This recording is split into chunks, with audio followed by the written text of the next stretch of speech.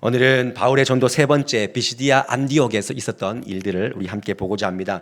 우리는 바울과 바나바 일행의 1차 전도 여행을 보고 있는데 지난주에 우리가 그림으로 확인하면 지난주에 안디옥에서 안디옥 밑에 이제 실루기아가 있으니까 거기서 떠나서 구브로 섬으로 갔는데 그 구브로 섬 안에 살라미 그리고 바보라는 그 지역에 우리가 함께 머물렀다라는 것을 보았습니다. 그리고 오늘은 다시 배를 타고 북쪽 지방으로 가는 것입니다. 북쪽 지방에 밤빌리아에 있는 버가라는 지역에 갔고 그 버가라는 지역에서 마가 요한이 돌아가고 거기에서 더 북쪽으로 올라가서 비시디아 안디옥에 이르렀다는 것입니다. 우리가 여기서 이 그림을 통해서 이제 어떤 경로를 통해서 갔느냐 알 수 있는데 우리가 좀 한 가지 참고로 알아야 될 것은 여러 가지 지명이 나오지 않습니까? 다음 그림을 이렇게 보여주시면 여기에 보면 갈라디아 지방, 밤빌리아 지방 이렇게 나오는데 좀 이렇게 생각해 봤으면 좋겠습니다.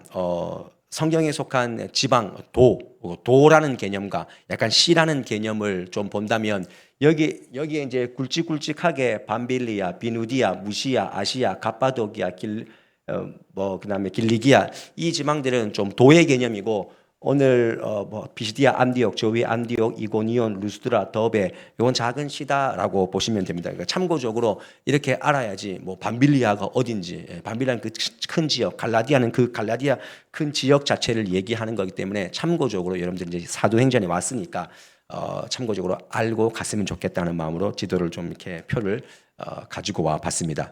먼저 행선지를 따라 이 사건을 쭉 보면 오늘 말씀을 보면 13절 말씀에 이런 일이 일어났습니다. 우리 함께 읽을까요? 시작.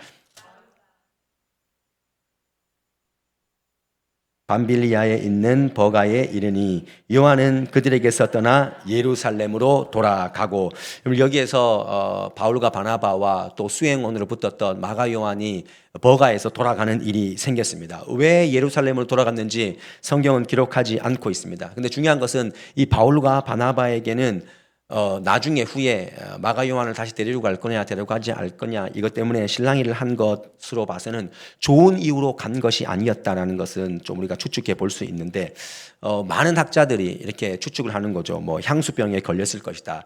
여행의 주도권이 바나바에서 바울로 갔기 때문에 그게 싫어서 돌아갔을 것이다. 또 질병에 걸렸을 것이다. 그리고 선교 여정에 앞으로 고난과 위험이 너무 크다라는 것을 알았기 때문에 그가 돌아갔을 것이다. 여러 가지. 그리고 이방 선교에 대한 확신의 부족 때문에 돌아갔을 것이다. 우리는 추측이 많은데 중요한 것은 사명의 길을 걸어가는 바나바와 바울에게는 이 마가 요한이 돌아갔다는 것은 상당한 도전과 어떤 상심이 되었을 것이다라는 것만 우리가 좀 한번 생각해 봤으면 좋겠습니다. 영적으로 태어난 사람들에게 우리 모두 다가 영적으로 태어났지 않습니까? 우리는 원래 본질상 진노의 자녀다라고 에베소서 2장 말씀에 그렇게 말씀하고 있는데 성도들에게는요 회귀 본능이 있습니다. 옛 세상 사람으로의 회귀 본능. 사단이 주는 그 회귀 본능이 있다라는 것입니다. 그런 유혹이 있다는 거죠. 굉장히 무서운 것입니다. 이스라엘 백성들이 하나님의 인도하심을 받아서 가나안 땅으로 가려고 하는데 그 모든 광야 여정 가운데서 그들이 집중하는 것은 하나님이 주신 가나안 땅이 아니라 계속 애굽 땅을 그들이 400년간 살고 있었던 그 이집트 땅을 계속 동경하지 않습니까? 애굽으로 돌아가는 것이 훨씬 낫다. 우리가 여기에서 목말라 죽고 배고파 죽고 그렇게 죽는 것보다 애굽으로 돌아가는 것이 낫다라고 계속 말하지 않습니까? 이게 회귀 본능입니다. 우리는 방심하지 말아야 됩니다. 그래서 우리 의식 심층 가운데 깊이 이 세상을 향한 그 회귀 본능을 다시 한번 점검하고 주의하고 그걸 잘 제어를 해야 됩니다.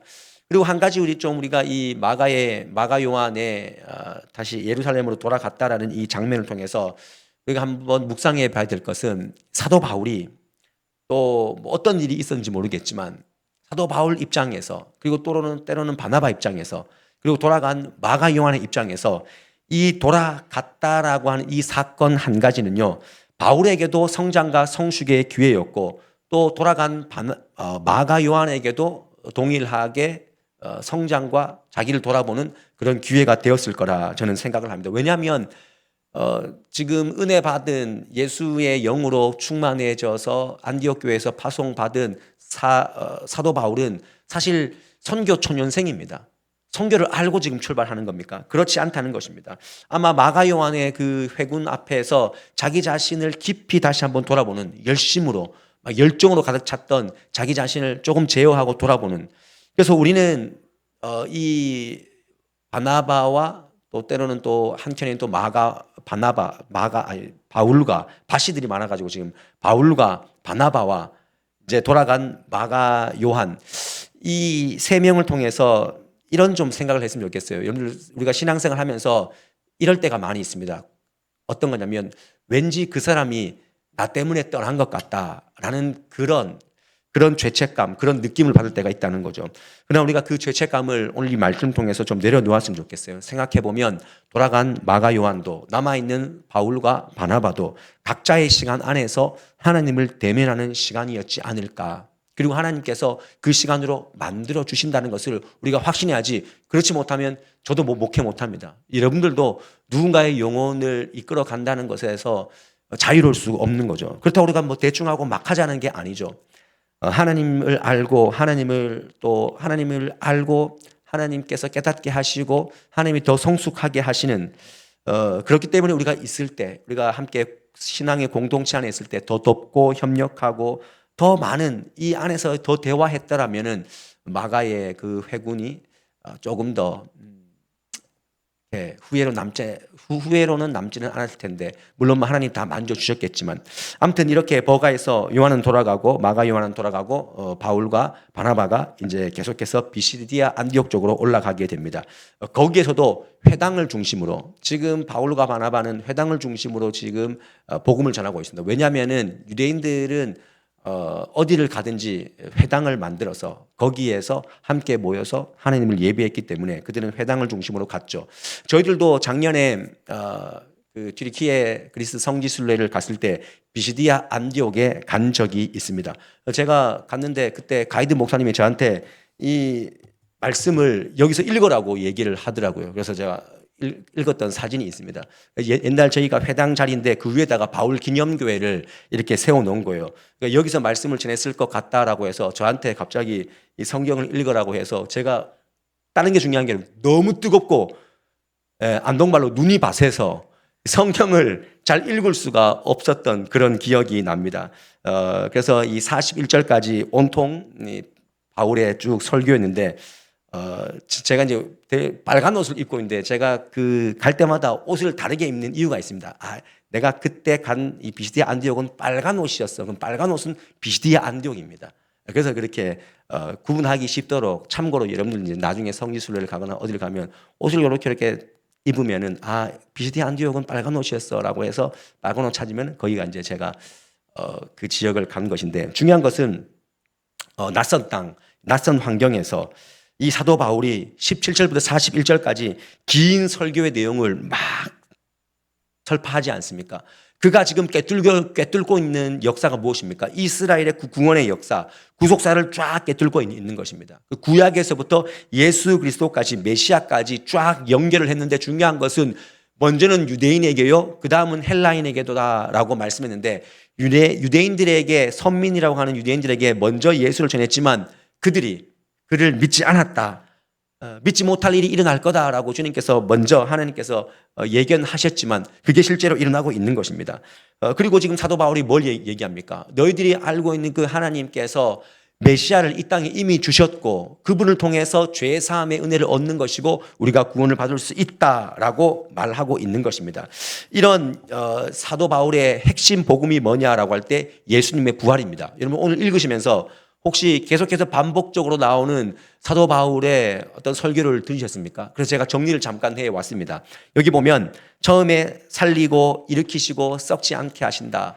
그분이 누구냐라고 할 때 하나님께서 예수를 그렇게 만드셨다는 거죠. 구약을 쭉 풀다가 구약, 다윗, 근데 다윗에서부터 예수까지 쭉 풀면서 쭉 저렇게 말씀하는 거죠. 하나님이 죽은 자 가운데서 그를 살리신지라. 하나님이 예수를 일으키셨다. 하나님께서 죽은 자 가운데서 그를 일으켰다. 계속해서 말하는 것은 예수님의 부활을 지금 강조하는 겁니다. 하나님 메시아 보냈어. 그가 십자가를 못 박혔지만 부활하셨어. 그리고 38절, 37절, 8절, 9절의 그 말씀에서는 어떤 말씀입니까? 그를 힘입어, 그를 믿는 자, 그를 믿는 자는 의롭다함을 얻고 그를 믿는 자에게는 부활의 영광이 우리에게도 임한다는 것을 계속 말하는 것입니다. 여러분들, 이 사도 바울의 핵심이 무엇입니까? 예수 그리스도. 모든 복음은 예수 그리스도. 예. 그래서 여러분들 다른 길이 없습니다.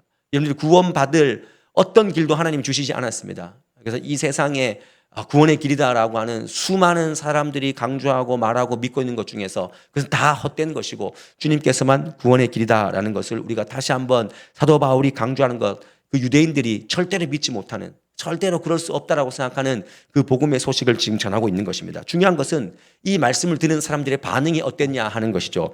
42절 말씀에 보면 이런 말씀이 있습니다. 42절, 그들이 나갈새 사람들이 청하여 다음 안식일에도 이 말씀을 하라 하더라. 한 부류는요 솔깃한 겁니다. 야, 진짜 저 사람 말이 맞다면 우리가 다시 한번 그 말을 들어봐야 되겠다 하는 마음으로 예수님의 복음에 다시 한번 귀를 기울이는 것입니다. 그리고 다른 부류의 반응이 어떻냐라고 할 때 45절 말씀을 보십시오. 45절 말씀. 유대인들이 그 무리를 보고 시기가 가득하여 바울이 말한 것을 반박하고 비방하거늘. 여러분들, 두 부류입니다. 한 부류는 강력하게 비방을 했고 한 부류는 오히려 그 예수님의 복음 가운데 감동을 받아서 더 드리려고 했다는 것이죠.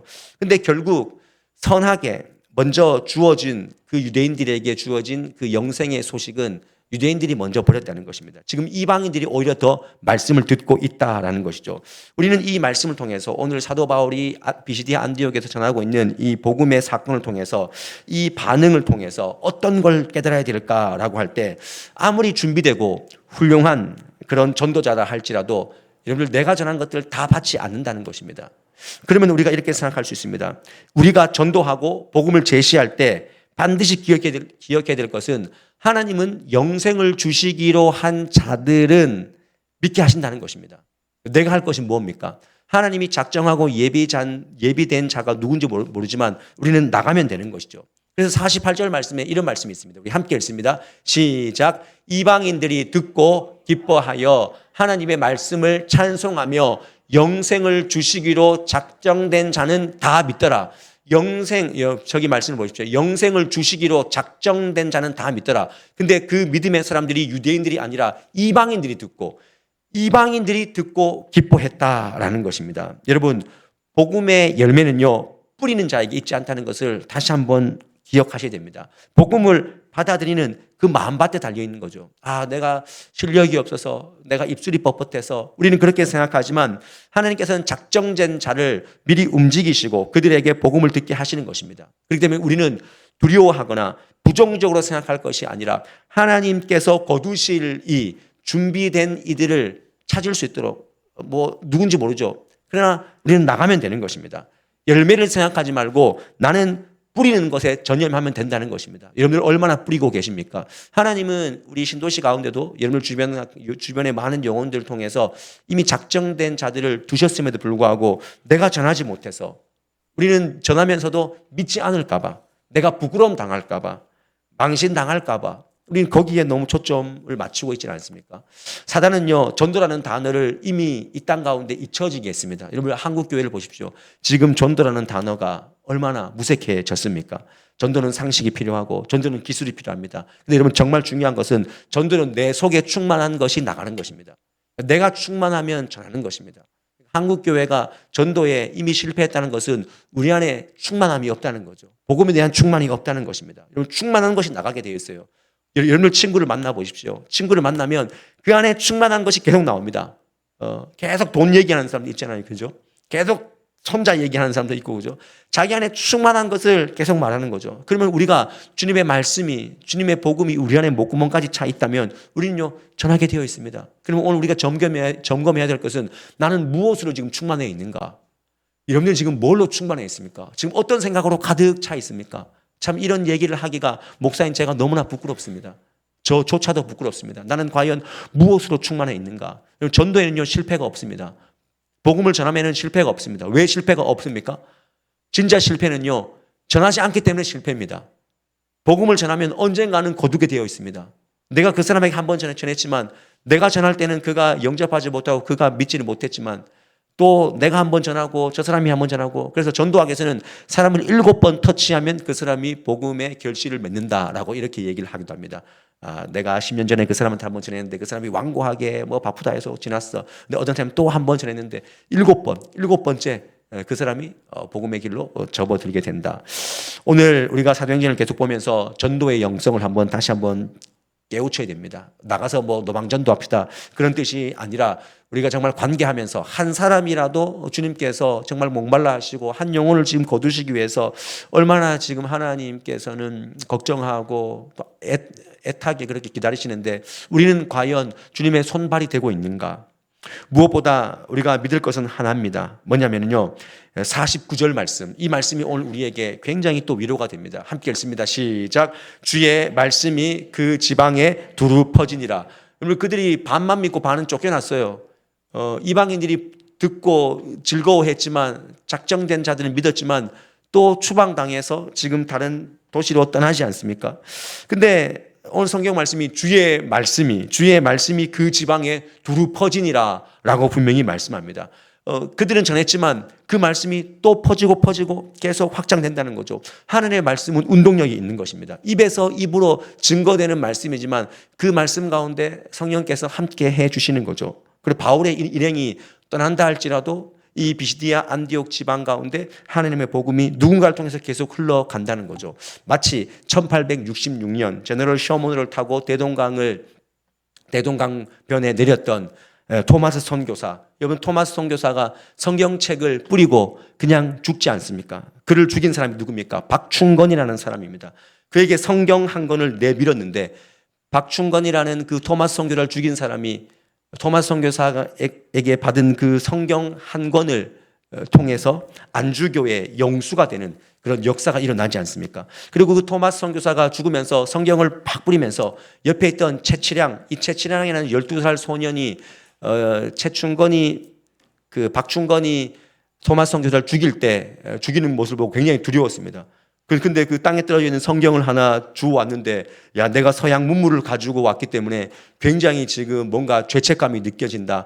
그래서 그 성경책을 평양성 대동문을 지키고 있는 박영식이라는 사람에게 줬다는 거예요. 근데 그 박영식이라는 사람이 그 당시에 종이가 너무나 이렇게 귀하니까 종이를 어떻게 했을까요?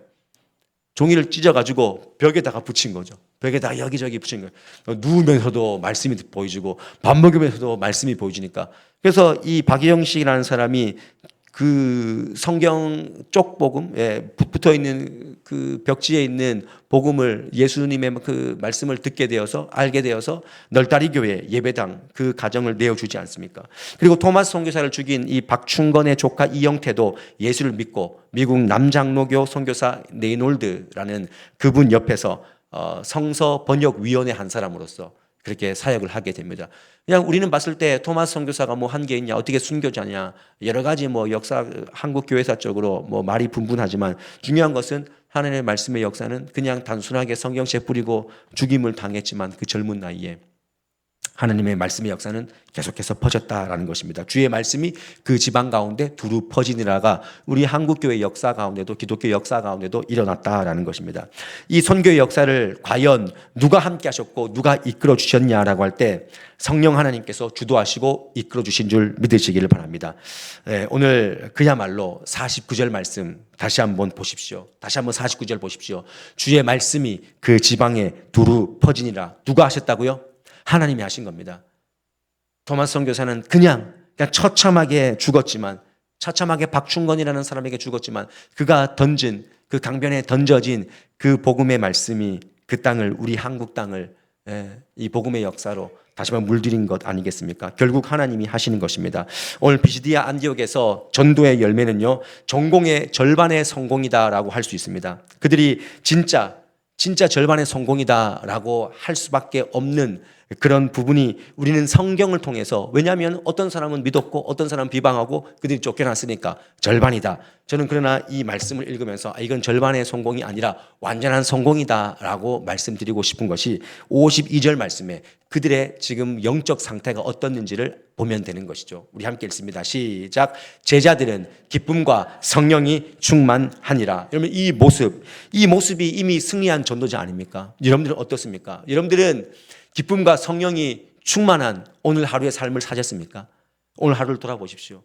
벌써 주일 지나고 3일이 지났습니다. 여러분 3일간 살아오면서 내 안에 정말 기쁨과 항상 기뻐하라 그랬는데 그 기쁨이 어떤 기쁨입니까? 주님께서 내 아버지 되시는데 여전히 나는 문제가 있고 아프지만 하나님 내 삶을 인도하시고 이끌어 가시는데 라고 하는 그 근원의 그 영혼의 기쁨이 여러분들에게 있습니까?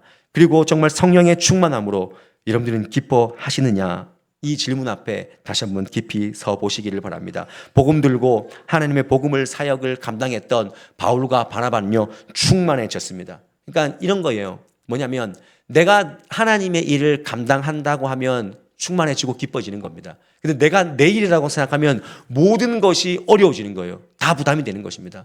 여러분들이 자녀를 키우고 여러분들이 일하고 여러분들이 사역하고 여러분들이 직장에 나가서 뭔가를 활동을 하고 건사해야 되는 그런 일들이 있다면 그게 소진되는 이유는 다 내 일이기 때문에 그러면 기쁨도 없고 성령의 충만도 없는 것입니다.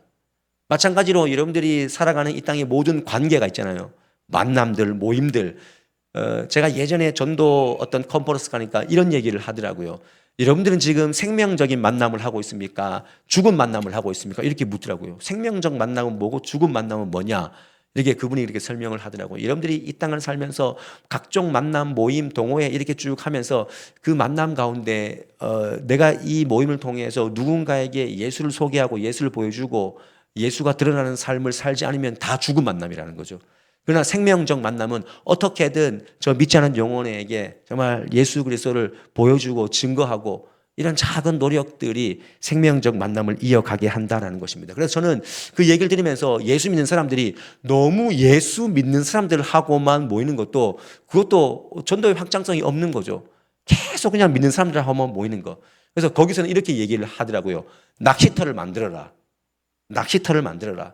믿지 않는 내가 감당할 수 없는 믿지 않는 모임 공간에 들어가라 그런 뜻이 아니라 우리가 조금 미용실을 가더라도 이 미용사와 어떤 접촉점을 가지고 내가 어떻게 복음을 전할까 그걸 고민하면서 살아가는 것이 생명적 만남이다라고 그렇게 얘기를 하더라고요. 그 일을 할 때 내 일이 아닌 거죠. 내 일로 하면은 굉장히 부담스럽습니다. 저 사람이 이렇게 내가 얘기할 때 어떻게 저렇게 반대로 반응하면 얼마나 부끄러울까.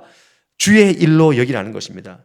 그래서 바나바와 이 바울이 기뻐하며 성령이 충만했지 않습니까? 여러분 성령의 충만은요 소진의 영이 아닙니다. 여러분들이 소진되었다면 그것은 일이 힘들어서가 아니라 여러분들이 계속 세상의 일을 사람의 일을 나의 일을 붙잡았기 때문에 소진되는 거죠. 성령의 충만은요 절대로 소진의 영이 아닙니다. 그래서 목회자가 소진되었다는 것은 어떻게 보면 그 성령의 충만함, 목사도 이렇게 소진될 수 있고 배터리가 다 될 수 있죠. 맞습니다. 그렇지만 우리가 정말로 성경적인 관점에서 본다면 성령의 충만함요 소진의 영이 아니라는 사실을 반드시 기억하시고 오늘 그렇게 기도하셔야 돼요. 주님 내가 소진되어 있습니까? 내가 내 일로 인간의 일로 얼마나 바쁘게 다녔기 때문에 기쁨도 없고 충만함도 없습니까? 그렇게 돌아보셨으면 좋겠고 마지막으로 저는 말씀을 마무리하면서 오늘 사실 마가가 돌아갔잖아요. 마가 요한이 돌아갔는데 지난주에 구브로 섬 안에 그 살라미에서 바보까지 갈 때 해안선 도로를 따라 안 가고 어떤 산맥을 넘어갔다는 얘기는 들으셨죠? 1951m 그 산맥을 골고리 그 온 섬 가운데로 지났다라는 그 단어가 의미가 그 높은 트로도스 산맥을 지나갔다라는 그런 의미거든요. 오늘 여기에서 버가에서 북쪽으로 가는 비시디아 안디옥으로 넘어가는 거기에도 산맥이 하나 있습니다. 지금 튀르키예에 가면은 그 지역이 있는데 타우로스 산맥입니다. 이 타우로스 산맥은요 해발이 2,000에서 7,000m까지 있는 거예요. 더 험난한 것이죠. 그래서 이렇게 제가 그림을 가져왔는데 멋지게 생겼습니다. 멋지게 생겼어요. 근데 지금은 성지순례자들이 저렇게 터널 뚫은 이런 아주 관광버스 타고 유유히 지나가면 근데 그 지역 넘어가면 눈이 올 때가 아닌데 막 눈이 오는 그런 장면도 유튜브에 막 담아서 설명하는 그런 타우루스 산맥의 위력입니다 하면서 막 지금 눈이 오고 있습니다. 이런 거죠. 그러니까 이 산맥을 누가 올라갔겠습니까? 아까 마가 요한이 이게 내가 저번에 트로도스 산맥도 정말 힘들었는데 이번에는 더 높은 타우루스 산맥이야. 이건 내가 못 가겠는데. 그렇게 돌아갔지 않을까라고 하는 추측하는 학자들도 있다는 것이죠. 제가 드리고 싶은 말씀이 뭐냐면 말씀을 마무리하면서 우리 인생이 이게 타우루스 산맥을 보십시오. 얼마나 아름답습니까? 우리가 멀리서 보면 아름답습니다. 우리 인생도 마찬가지입니다. 그냥 어떤 인생을 보면 멀리서 보면 저 권사님, 저 집사님, 저 목사님은 되게 좋아 보여. 근데 여러분들 속은 그렇지 않을 때가 얼마나 많이 있습니까? 우리 인생이 진짜 아름답다라고 하는 것은요, 그 모든 인생의 산행길 가운데 하나님이 함께 하시기 때문에, 성령이 충만하기 때문에 이 타우루스 산맥도요, 사도 바울과 바나바는요 묵묵히 그 비바람과 협곡과 낭떠러지와 그 위협 가운데 묵묵히 올라가는 것 아니겠습니까? 때로는 우리 인생도 낭떠러지, 풍파, 거친 오르막길 걸어가는 것 같지만, 여러분들 천국, 이 천국이라는 그 정상에 주님께서 두 팔 벌려서 기다리시는 것을 우리가 알기 때문에, 우리가 이 땅에서 완벽하게 살지 않더라도 내가 영혼 구원에 대한 열정이 여전히 식어 있지만, 그럼에도 불구하고 오늘 말씀 들었으니 다시 한번 전도의 열정을 불태우는 그런 사람들로 살겠습니다 라고 하는 그 결단 한 번에 하나님 기뻐하시고 우리를 응원하시고, 그 높은 타우루스 산맥보다 더 험난한 우리 인생의 산맥을 하나님께서 통과하게 하시고 그 끝자락에서 우리를 기다려 주실 줄 믿습니다. 그런 믿음으로 우리 함께 이 시간 바울과 바나바의 이 타우루스 산맥을 올라가는 그 험난한 여정 가운데, 그러나 도착했을 때 그 비시디아 안디옥에서 복음을 전하면서 무시당하고 비방당하고, 이거는 뭐 아무것도 아니죠. 뒤에 가면 더 험난한 여정이 있지 않습니까? 이제 첫 시작인데 벌써부터 지형적인 그 산맥 두 개에 얼마나 숨막히고 육신은 지쳐 있겠습니까? 여러분들 오늘 이 우리가 사도행전을 쭉 보면서 뭐 전도해야 된다, 이것보다 저는 그쪽으로 좀 많이 우리의 좀 삶을 좀 대입해 봤으면 좋겠어요. 사도 바울의 그 마음, 그리고 그 모든 여정이 우리 인생의 여정이다라고 생각하면 못 이겨낼 것이 없고, 충만함에서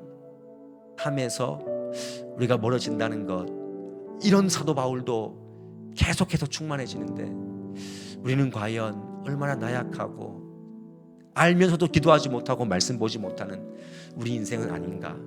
그래서 우리가 다시 한번 이 찬양 하시면서 주님밖에 없습니다.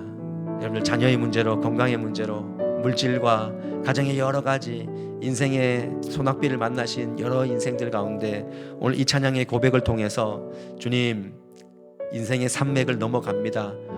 낭떠러지를 만났습니다. 그러나 주님의 은혜가 있습니다. 주님의 크신 계획을 나는 알 수 없지만 하나님께서 결과적으로 보여주실 줄 믿습니다 하는 마음으로 우리 함께 찬양합시다.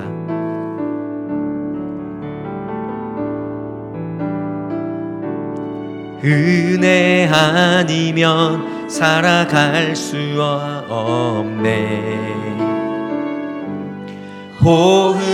호흡마저도 다 주의 것이니